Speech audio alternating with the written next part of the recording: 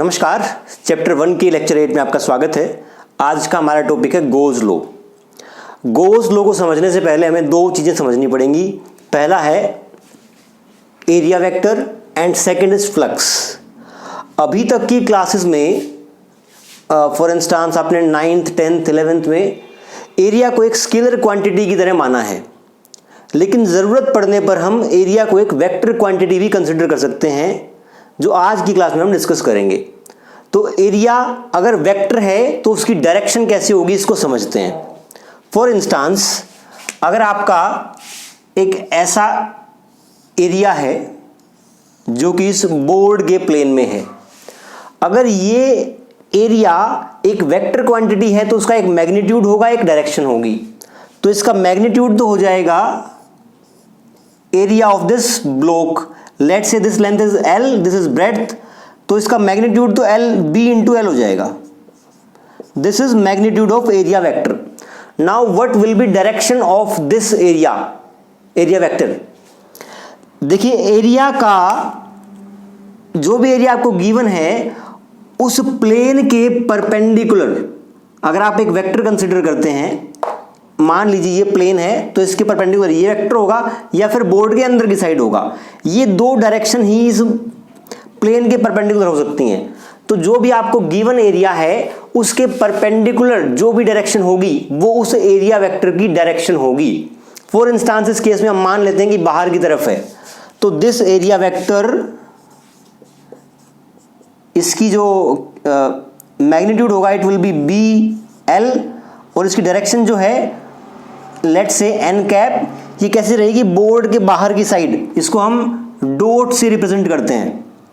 अगर अंदर की तरफ मानते हैं तो इसको हम क्रॉस से रिप्रेजेंट करते हैं। आपको ध्यान रखना है कि जब भी हम कोई डायरेक्शन कंसीडर करते हैं जो बोर्ड के अंदर की तरफ है तो हम क्रॉस से रिप्रेजेंट करते हैं और डॉट से बोर्ड के बाहर की तरफ।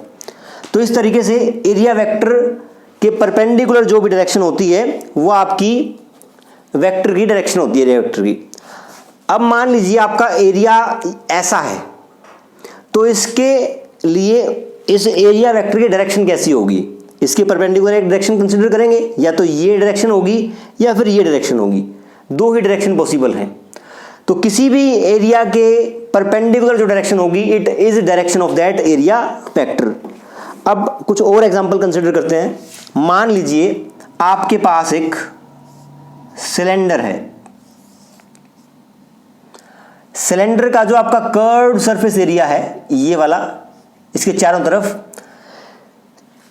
अगर इसको हम एक एरिया वेक्टर कंसीडर करते हैं तब उस एरिया वेक्टर की डायरेक्शन क्या होगी। मान लीजिए हमारे पास ये सिलेंडर है, इसका सरफेस एरिया चारों तरफ ये है, इसकी डायरेक्शन क्या होगी।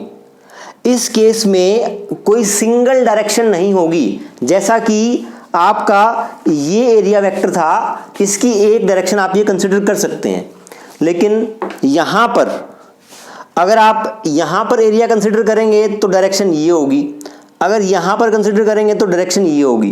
तो यहां पर हमें एरिया के छोटे छोटे एलिमेंट्स कंसिडर करने पड़ेंगे, तो उनको हम अलग अलग वेक्टर्स की तरह ट्रीट करेंगे। क्लियर है? ठीक है। सिमिलरली अगर एक स्फेरिकल बॉल को कंसिडर करें, आपकी अगर एक स्फेरिकल बॉल है, इसका एरिया भी अगर एक वेक्टर की तरह ट्रीट किया जाए तब उसकी डायरेक्शन क्या होगी। इस केस में भी आपके जिस पॉइंट पे आप एरिया ले रहे हो उसके परपेंडिकुलर डायरेक्शन होगी। ये इस एरिया वेक्टर को रिप्रेजेंट कर रही है। अगर यहां पर हमें एक एरिया वेक्टर रिप्रेजेंट करना है तो उसकी डायरेक्शन ये होगी। कहने का मतलब जो आपके कर्व्ड सरफेस हैं वहां पर एरिया की एक सिंगल डायरेक्शन नहीं होती, इसलिए हम एरिया के छोटे छोटे एलिमेंट कंसिडर करते हैं और उनकी डायरेक्शन फिर एरिया वेक्टर को रिप्रेजेंट करती है। तो आई थिंक आपको एरिया वेक्टर क्या होता है ये समझ में आ गया होगा। नेक्स्ट हमारा टॉपिक है फ्लक्स। फ्लक्स क्या है इसको समझते हैं एक बार। इसके लिए एक पहले एग्जांपल लेते हैं, एक real life example. For instance आपके पास एक वाटर पाइप है और इससे बाहर निकल रहा है। यहां से पानी की जो वेलोसिटी है it is v and area of this opening is A. तो क्या आप मुझे बता सकते हैं क्या what volume will come out of this pipe पर सेकंड, एक सेकंड में कितना वॉल्यूम इसका बाहर आएगा।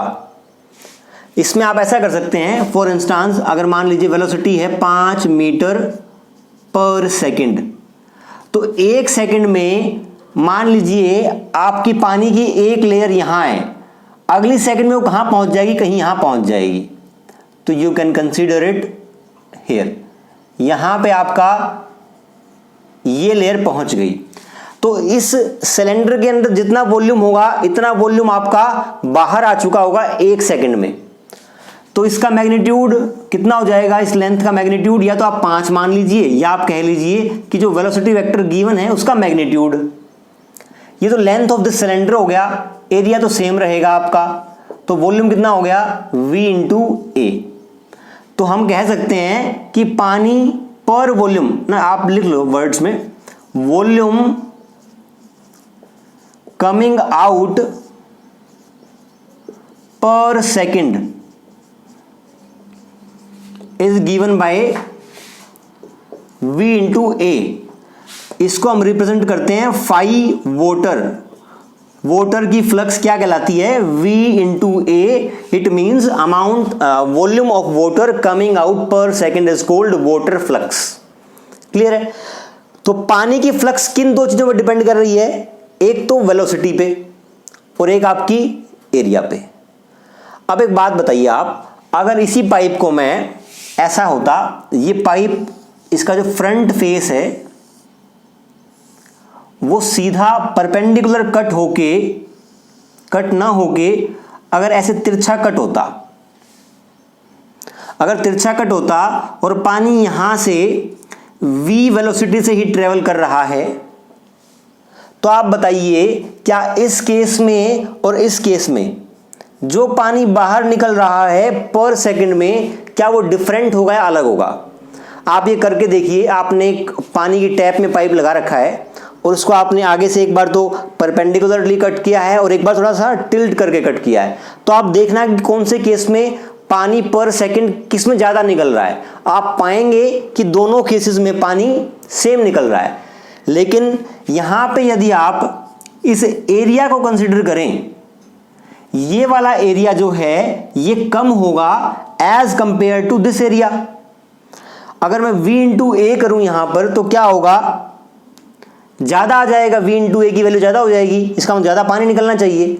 तो यहां पर गलती ये हो रही है कि हम जब भी वाटर फ्लक्स लिखेंगे तो हम परपेंडिकुलर एरिया को कंसीडर करेंगे।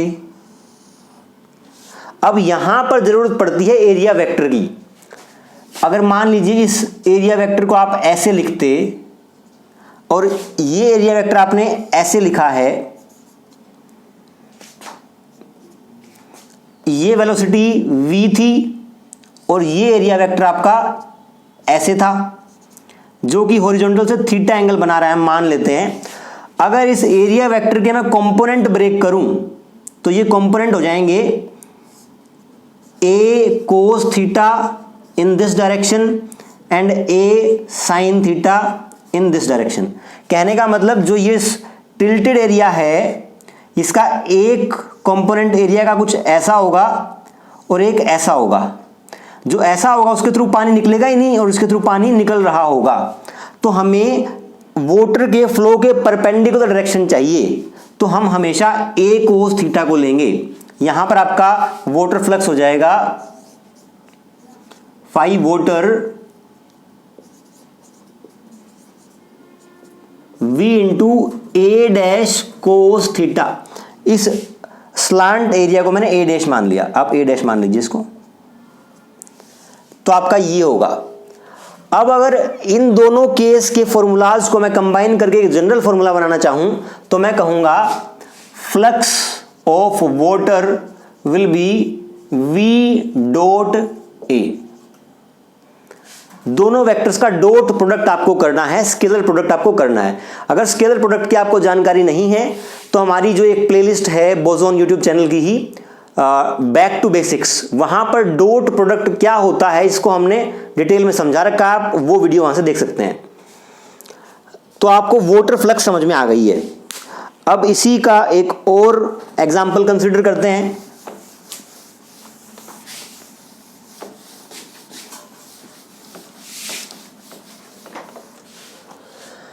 अगर मान लीजिए एक ऐसी कोई भी नदी है जिसमें बहुत सारी फिशेस हैं इस तरीके से, और आप फिशिंग करने हुए वहां पे गए हुए हैं। ये आपका ऐसे नेट है एक, जिसमें आप मछली पकड़ना चाहते हैं। अब जो नेट का ये माउथ है, इसके थ्रू कितनी फिशेस निकल रही हैं पर सेकंड, वो उसका फिश फ्लक्स कहलाएगा। कहने का मतलब अगर यहां पर 3 फिशेस पर सेकंड उस एरिया के थ्रू एंटर कर रही हैं, तो आप कहेंगे फिश फ्लक्स इज 3 पर सेकंड। तो यहां पर अगर नेट को मैं बड़ा कर दूं तो ज्यादा फ्लक्स हो जाएगा, या फिर जो आपकी यहां कुछ आपने खाने का ऐसा डाल दिया दाना या कुछ भी, जिसके कारण फिशेस ज्यादा आनी शुरू हो गई, तो फिश बढ़ जाएंगी, तब भी फ्लक्स बढ़ जाएगा। तो जो आपका फिश फ्लक्स है वो किस चीजों पर डिपेंड कर रहा है? एक तो आपकी कितनी नंबर ऑफ फिशेस पर सेकंड आ रही हैं, एक आपका एरिया ऑफ नेट। जैसे पहले वाले केस में जब आपने वाटर किया था, वाटर फ्लक्स, वो किस पे डिपेंड कर रहा था? Velocity of water and area of cross section. ठीक है भैया। सिमिलरली एक एग्जांपल और लेते हैं। अगर आपके पास एक लेजर लाइट है, ऐसे लाइट वो यहां से इंसिडेंट हो रही है, अगर मैंने इतना एरिया कंसिडर किया, तो light passing through this area can also be considered as light flux. यहां पर जो फ्लक्स होगी लाइट की, वो 2 चीजों पे डिपेंड करेगी। एक तो इंटेंसिटी कितनी है लाइट की, और दूसरा एरिया कितना है। अगर मैं एरिया बढ़ा दूं तो लाइट की फ्लक्स बढ़ जाएगी, अगर मैं लाइट की इंटेंसिटी बढ़ा दूं, ज्यादा तेज कर दूं लाइट को, तब भी आपकी फ्लक्स बढ़ जाएगी। तो ये सारे फ्लक्स हैं आपके। लाइट फ्लक्स भी हो सकता है, वाटर फ्लक्स भी हो सकता है, फिश फ्लक्स भी हो सकता है। जो हमें हमारे इस पर्टिकुलर गोज लॉ के कॉन्टेक्स्ट में समझना है वो है इलेक्ट्रिक फ्लक्स। मेन टॉपिक है हमारा कि इलेक्ट्रिक फ्लक्स क्या होता है।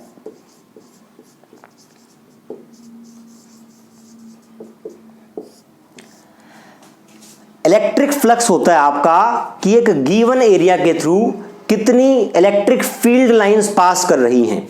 आप बस सिंपल सा एक डेफिनेशन याद रखना कि number of electric field lines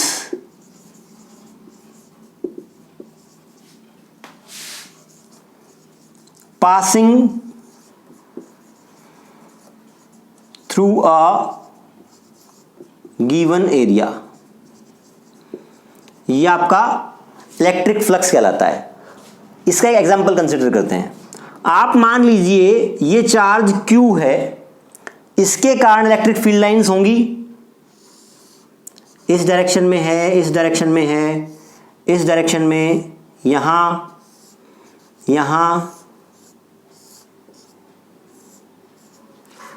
ये आपकी इलेक्ट्रिक फील्ड लाइंस हैं।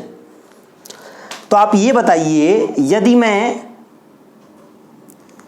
इतना एरिया यहां कंसिडर करता हूं तो इस एरिया के थ्रू फ्लक्स ज्यादा जा रही है, या फिर इतना ही एरिया मैं कहीं यहां कंसिडर करता हूं उसके थ्रू फ्लक्स ज्यादा जा रही है। जैसे जैसे आप चार्ज से दूर जाएंगे आपका इलेक्ट्रिक फील्ड लाइंस की डेंसिटी कम हो जाएगी और यहां डेंसिटी ज्यादा रहेगी। तो इसका मतलब जितना नजदीक आप उस गिवन एरिया को रखेंगे Q के, उतना ही ज्यादा आपका इलेक्ट्रिक फ्लक्स होगा। ये बात आपको क्लियर हो गई। तो इसका मतलब इलेक्ट्रिक फ्लक्स किस पे डिपेंड कर रहा है? जो आपका फाई E है वो डिपेंड कर रहा है इलेक्ट्रिक फील्ड की स्ट्रेंथ पे।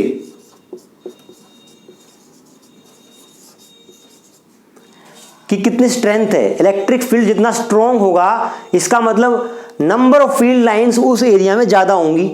क्लियर है। दूसरा, एरिया पे जितना ज्यादा एरिया आप लेंगे उतनी ज्यादा फील्ड लाइंस उसके थ्रू पास करेंगी। तो यहां पर we can define electric flux phi E is as E dot ds, या यहां इसको लिख लीजिए d phi E। d phi E लिखने का मतलब यह है कि एक छोटे से एरिया एलिमेंट के थ्रू कितना छोटा सा फ्लक्स पास हो रहा है, वो छोटा सा फ्लक्स d phi E से रिप्रेजेंट कर रहे हैं, और जो एरिया एलिमेंट हमने कंसिडर किया है छोटा सा, उसको ds से रिप्रेजेंट कर रहे हैं। तो इस तरीके से हमारा इलेक्ट्रिक फ्लक्स का मैथमेटिकल एक्सप्रेशन ये बना।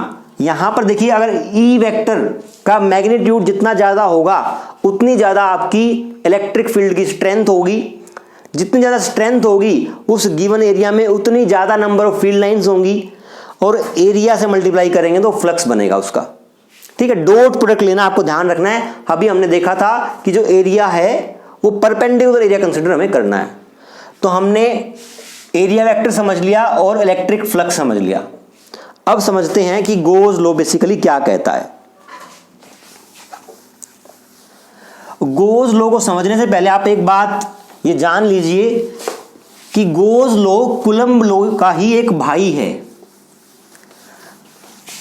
क्या कहा हमने कि गोज लॉ कूलम्ब लॉ का ही भाई है, ब्रदर है। कूलम्ब लॉ में हम क्या निकालते हैं? कूलम्ब लॉ में हम या तो इलेक्ट्रोस्टैटिक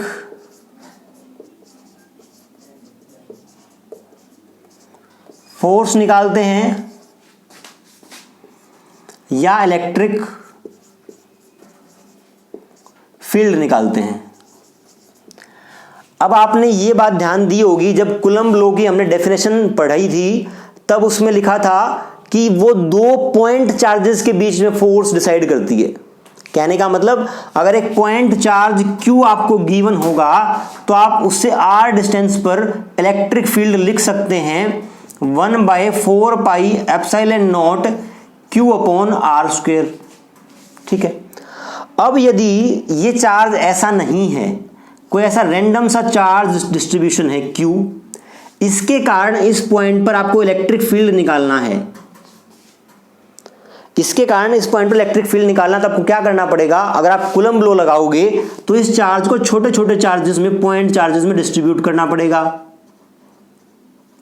और फिर हर इंडिविजुअल चार्ज के कारण यहां पर इलेक्ट्रिक फील्ड निकालना पड़ेगा, और फिर उनको सबको मैथमेटिकली ऐड करना पड़ेगा। तो वो मैथमेटिक्स बहुत मुश्किल हो जाता है, और उसके कारण इलेक्ट्रिक फील्ड निकालना बहुत मुश्किल है। तो ऐसे केसेस में आपका गोज लॉ हेल्प करता है, उस मैथमेटिक्स को सिंप्लीफाई कर देता है, और गोज लॉ को इस्तेमाल करने के बाद हम उस जो रिगरस मैथमेटिक्स हमें करना था उससे हम बच सकते हैं। ये बेसिकली आपका मेन एम है गोज लॉ को पढ़ने का। तो क्या एम है हमारा गोज लॉ को पढ़ने का? कूलम्ब लॉ के कारण भी हम किसी एक गिवन चार्ज कॉन्फ़िगरेशन के कारण किसी पॉइंट पर इलेक्ट्रिक फील्ड निकाल सकते हैं, लेकिन यदि वो पॉइंट चार्ज नहीं होता है, एक्सटेंडेड चार्ज सोर्स है, तब उसके कारण इलेक्ट्रिक फील्ड निकालना थोड़ा मुश्किल हो जाता है। इसलिए हम क्या करते हैं, गोज लॉ को इस्तेमाल करते हैं, ताकि इलेक्ट्रिक फील्ड निकालने के लिए जो रिगरस मैथमेटिक्स हमें करना था उससे हम बच सकें। अब गोज लॉ कहता क्या है? गोज लॉ कहता है, अगर मान लीजिए आपके स्पेस में Q1, Q2, Q3, Q4, Q5 ये चार्जेस आपके स्पेस में प्रेजेंट हैं, इन सब के कारण आपको यहां पर इलेक्ट्रिक फील्ड निकालना है। एक तो आप कूलम्ब लॉ लगा सकते हैं, एक गोज लॉ लगा सकते हैं। गोज लॉ में क्या करना पड़ेगा? आपको गिवन चार्ज, सबसे पहले आप देखिए, आपको एक गिवन चार्ज कॉन्फ़िगरेशन होगी, गिवन चार्ज कॉन्फ़िगरेशन। यहां पर charge configuration Q1, Q2 5 charge दे रखे हैं, फिर आपको इलेक्ट्रिक फील्ड निकालना होता है। अब इलेक्ट्रिक फील्ड निकालना है तो आप क्या करें, सबसे पहला पॉइंट इसमें क्या करना होता है, choose a suitable close surface, choose a suitable closed surface. For instance हमने मान लीजिए इस पॉइंट पर इलेक्ट्रिक फील्ड निकालना था, तो इसके थ्रू पास होता हुआ एक random surface, closed surface choose कर लिया, जिसके अंदर अंदर में, कहने का मतलब ये है इस स्पेस में यहां पर Q1 Q2 Q3 Q4 Q5 ऐसे करके 5 चार्जेस हैं। इसी में से कहीं पे हमें एक पॉइंट E पर इलेक्ट्रिक फील्ड निकालना है, तो जिस पॉइंट पर इलेक्ट्रिक फील्ड निकालना है उसके थ्रू पास होता हुआ हमने closed surface, hypothetical close surface, एक काल्पनिक हमने चूज कर लिया है। ये है आपका जो हमने चुनाव किया है जिस क्लोज सरफेस का, उसके अंदर में तीनों चार्ज लाई करते हैं और 2 आपके बाहर लाई करते हैं। ये हमने कर लिया। अब जिस पॉइंट पर आपको इलेक्ट्रिक फील्ड निकालना है, ये इलेक्ट्रिक फील्ड किसके कारण होगा, 5 चार्जेस के कारण। Electric field at point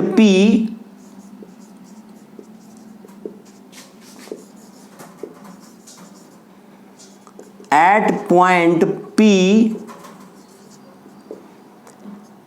is due to all charges।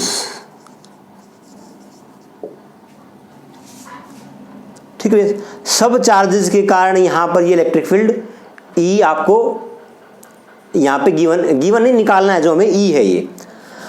अब आपका गोज लॉ क्या बोलता है, गोज लॉ बोलता है कि जो आपने क्लोज्ड सरफेस चूज किया है, ध्यान देना आप, जो आपने क्लोज सरफेस चूज किया है उसके थ्रू जो फ्लक्स जाएगी, फ्लक्स थ्रू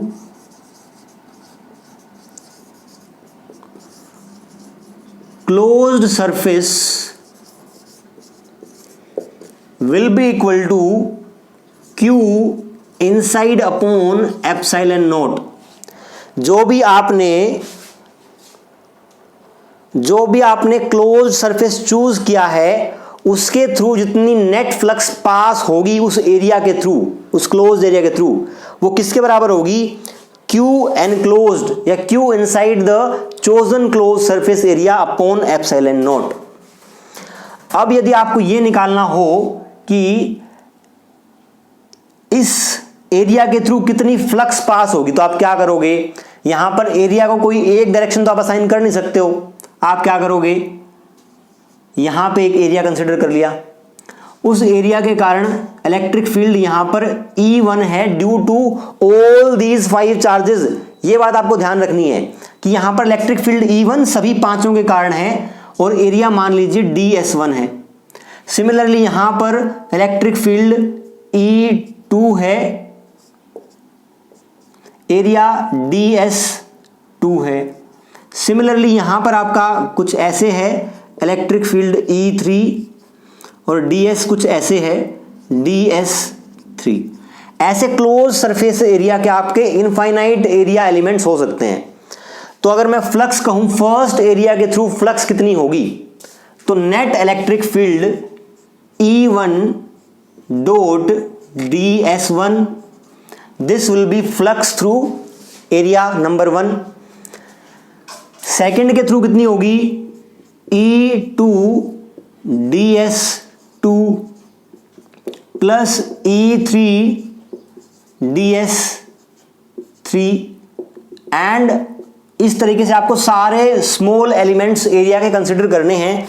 और ये किसके बराबर होगा, ये बराबर होगा Q inside the closed surface area upon epsilon not. ठीक है भैया।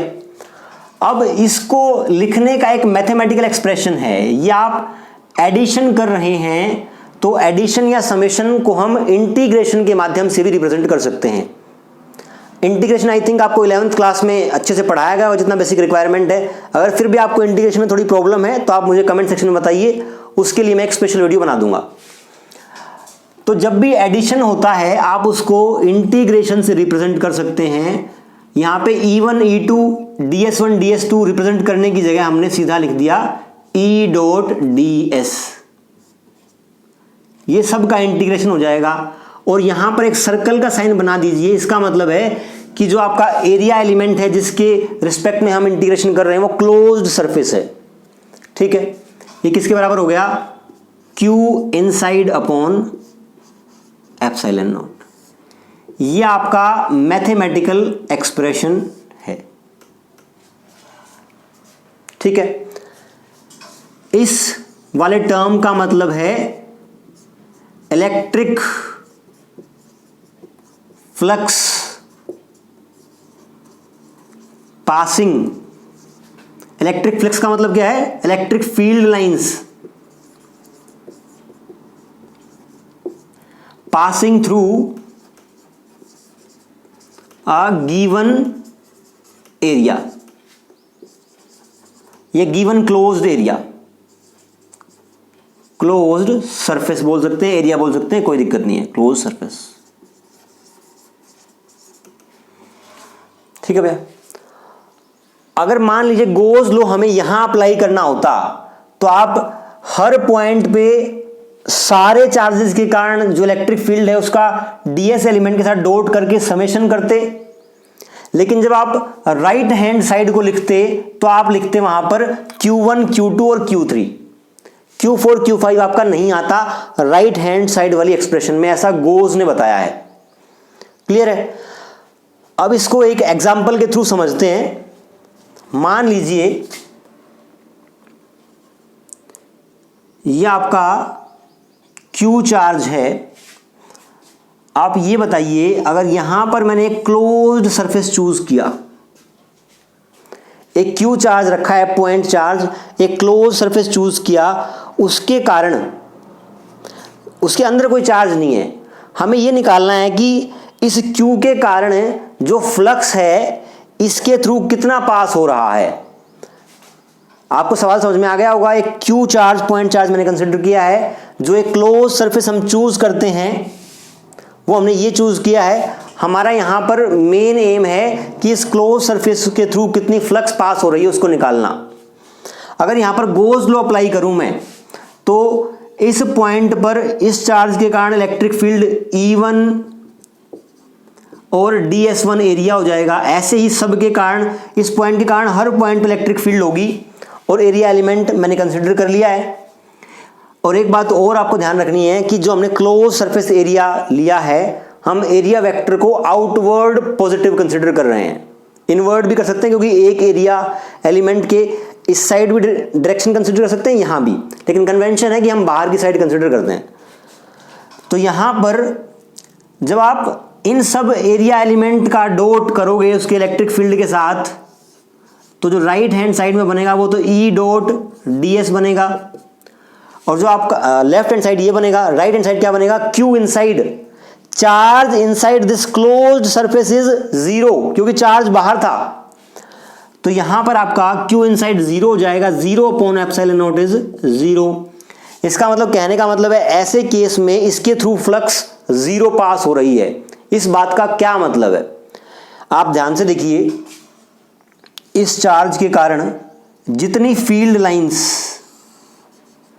इस क्लोज सरफेस से एंटर करेंगी, यहां एंटर करी, वहां एग्जिट करी, यहां एंटर करी, वहां एग्जिट करी, आप ध्यान से देखेंगे तो यहां पर आपका फ्लक्स क्या होगा? नेगेटिव होगा, और वहां पर पॉजिटिव होगा। इसका मतलब नेट फील्ड लाइंस इस एरिया से 0 पास कर रही हैं। जितनी एंटर की थी उतनी एग्जिट कर गई, इसलिए नेट फ्लक्स 0 आ रहा है। तो ये हमने एक छोटा सा एप्लीकेशन गोज लॉ का पढ़ा। मैथमेटिकल एक्सप्रेशन सबसे इंपॉर्टेंट ये है जो हम आगे की क्लासेस में यूज करेंगे। और आपको गोज लॉ और अच्छे से तब समझ में आएगा जब हम इसकी एप्लीकेशंस डिस्कस करेंगे।